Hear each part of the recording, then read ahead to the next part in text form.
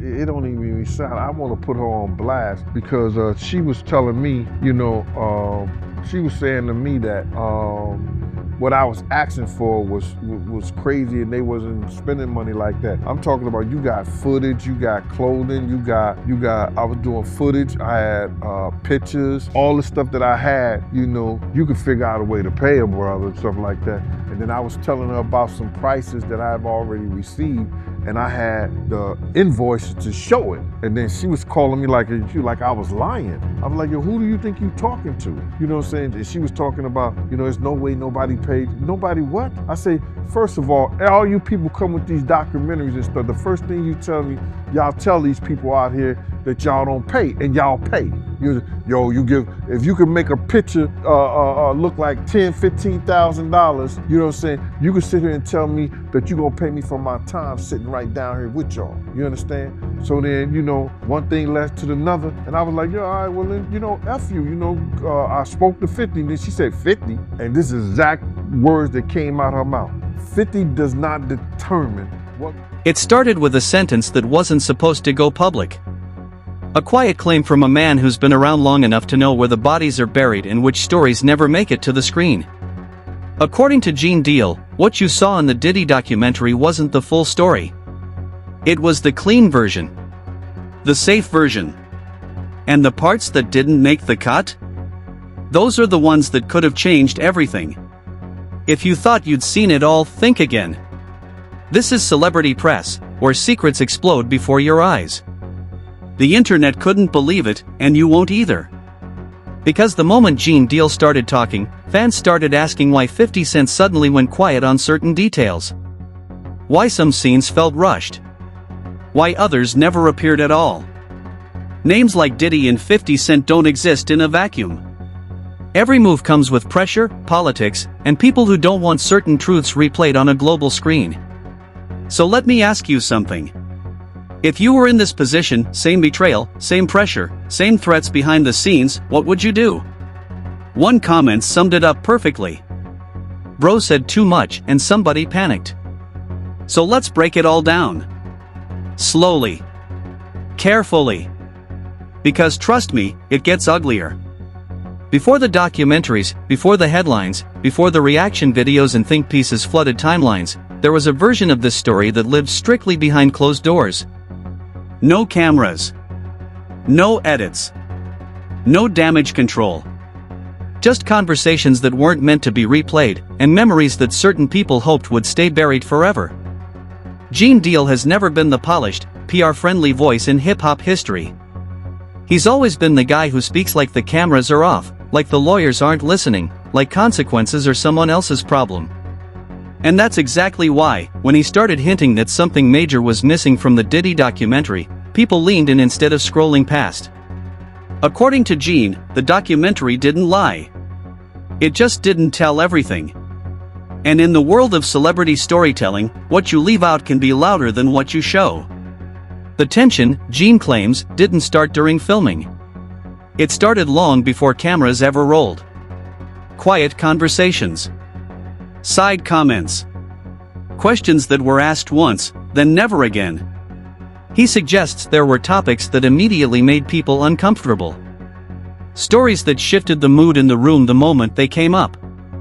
That's usually the first red flag. Fans online began rewatching the documentary with new eyes.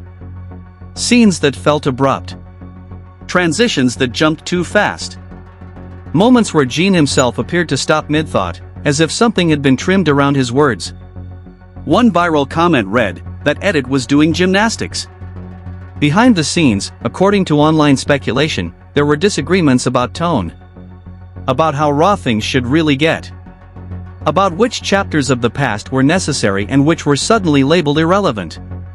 And when powerful names are involved, irrelevant usually means dangerous. Gene hinted that certain recollections were filmed, then quietly removed. Not because they were false, he claims, but because they opened doors no one wanted reopened. Old alliances. Old grudges. Old behavior that doesn't age well under modern scrutiny. Around this time, alleged private messages began circulating in fan forums. Nothing confirmed. Just fragments. One message that caught fire read, "That part can't air. It'll spiral." Another claimed, "We already gave them enough." Whether real or not, the wording alone fed the narrative that limits were set. And then there was 50 Cent. Publicly, 50 stayed in control. Calm. Strategic. Online, though, fans noticed something unusual. He joked about everything except one subject.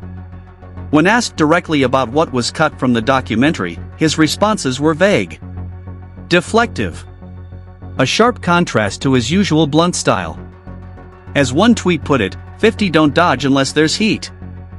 Gene Deal didn't accuse. He implied. He framed it as disappointment rather than outrage. But sometimes disappointment says more than anger. He suggested that the final product didn't reflect the full weight of what really happened behind the scenes during certain eras. That the story was softened. Sanded down. The phrase "cut for a reason" started trending. Reaction channels jumped on it instantly. Some defended 50, arguing documentaries always have edits and time limits. Others weren't convinced. They pointed out that time is always found for drama unless the drama points in the wrong direction. One sarcastic creator summed it up perfectly. Funny how the most important parts always end up on the cutting room floor. As speculation grew, Gene reportedly received backlash. Not loud. Not public. Quiet pressure. The kind that doesn't leave receipts. People close to the situation allegedly warned him to be careful how far he pushed the narrative. Because once you imply censorship, you also imply fear. Fans began asking a bigger question. If the documentary was supposed to be the truth, who decided what truth was acceptable? Old clips resurfaced. Interviews from years ago where Gene said things that now felt incomplete. Statements that suddenly made sense when viewed through the lens of omission. One clip in particular went viral, where Gene paused, laughed awkwardly, and said, "That's a story for another day." People started asking why that day never came. Meanwhile, blogs ran with anonymous sources close to production claiming there were intense debates during editing. Scenes allegedly removed after last-minute concerns. No names. No confirmations. Just enough smoke to keep the fire alive. The narrative shifted fast. This wasn't about one documentary anymore. It was about who controls legacy in hip-hop. Who gets to decide what history remembers? And who benefits when certain chapters stay unwritten? Gene's tone, according to viewers, changed slightly with each appearance. Less playful. More deliberate. Like someone measuring every word while still trying to say enough. That alone convinced many fans something real was sitting just beneath the surface. And the most unsettling part? Gene suggested that what was cut wasn't just embarrassing. It was destabilizing. The kind of truth that doesn't just trend, it forces reactions. By the end of that week, one idea had taken over the conversation completely. Whatever didn't make it into that documentary wasn't removed to protect the audience. It was removed to protect someone else. But what came next, even his enemies didn't expect. Once Gene Deal's comments started circulating, the internet didn't just react, it mobilized. This wasn't casual gossip anymore. This was fans, bloggers, and former insiders digging through timelines like it was a cold case that suddenly reopened itself.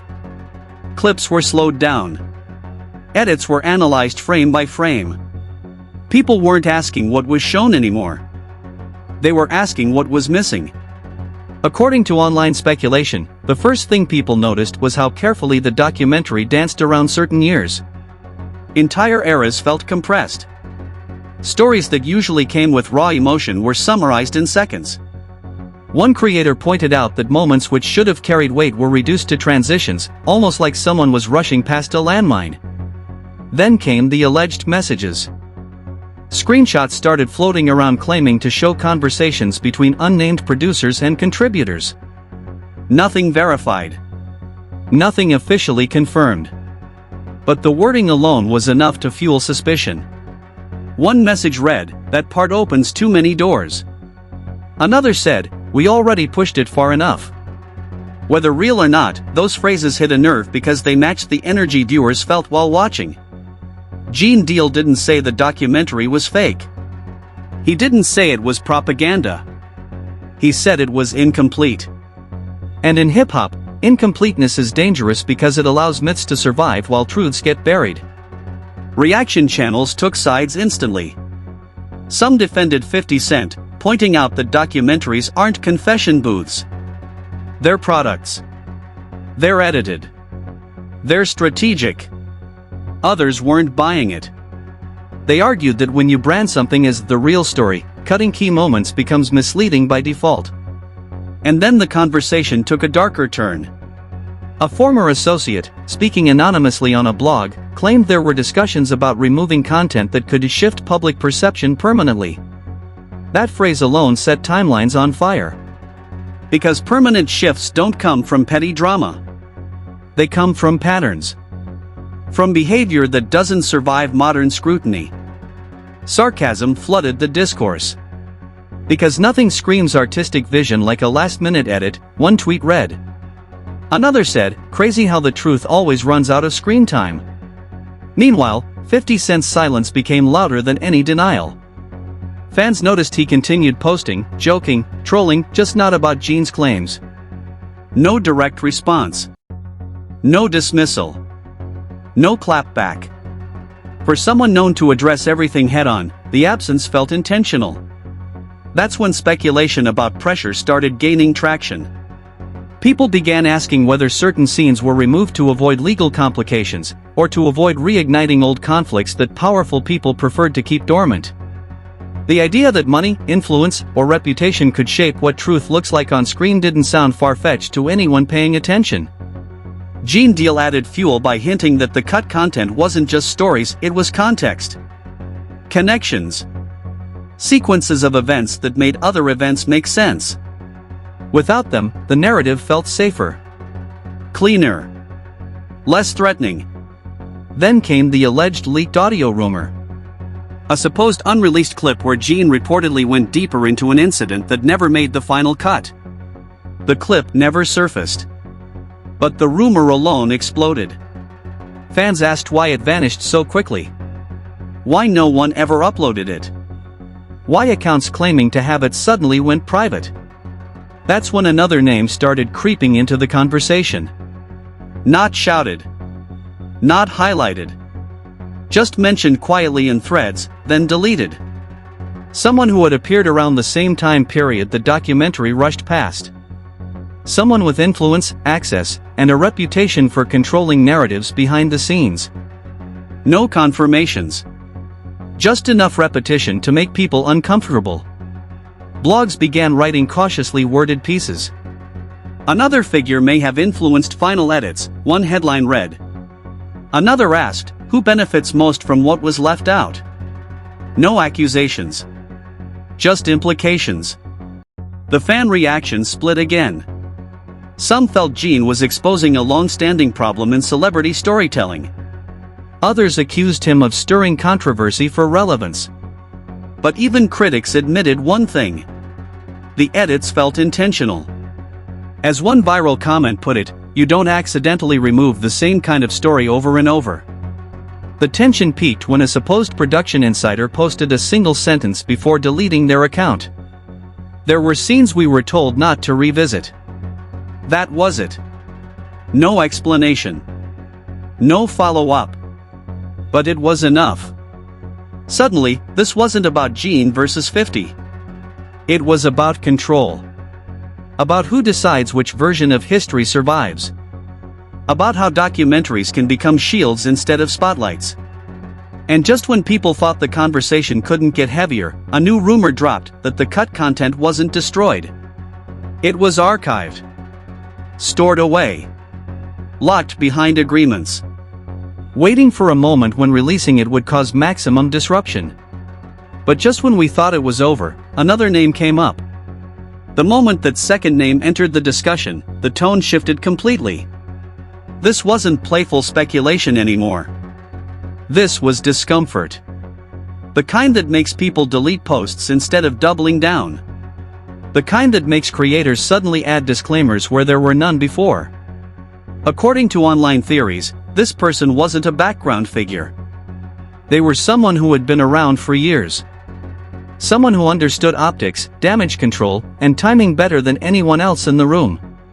Someone whose involvement would explain why certain truths were considered too complicated for the final cut. Fans started revisiting everything. Old interviews. Award show interactions. Public moments that once seemed normal but now felt rehearsed. One creator said it best. Once you see the edit, you can't unsee it. Gene Deal, meanwhile, appeared increasingly cautious. His tone shifted from explosive to deliberate. Not backing down, just choosing words carefully. That alone told viewers everything. People who feel safe don't suddenly measure their sentences. The pressure wasn't just online.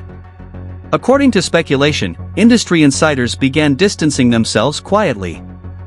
Invitations dried up. Calls went unanswered.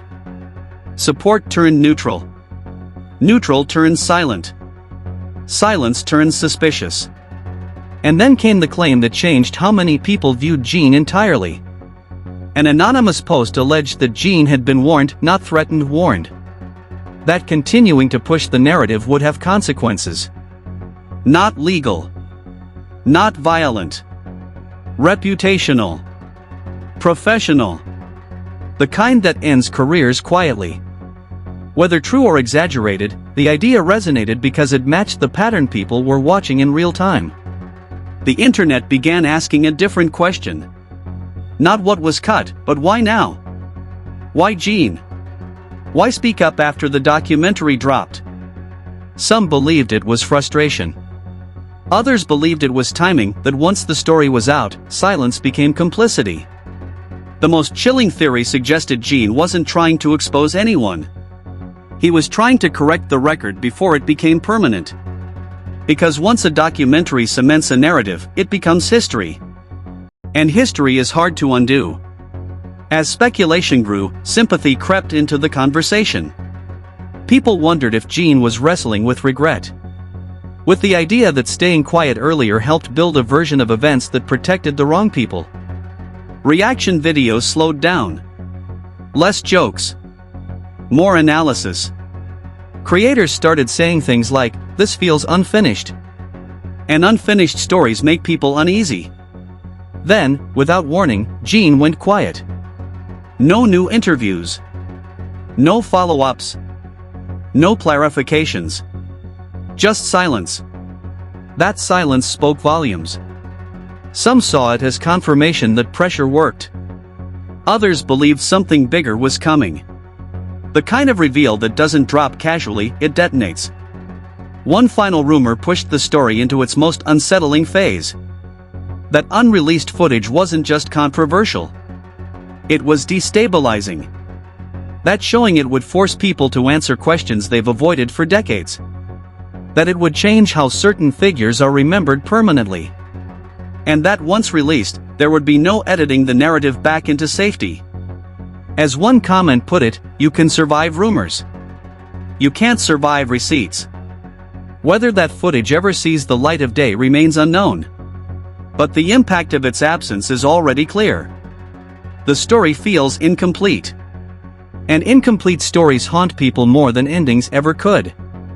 Gene Deal didn't disappear physically. He faded strategically.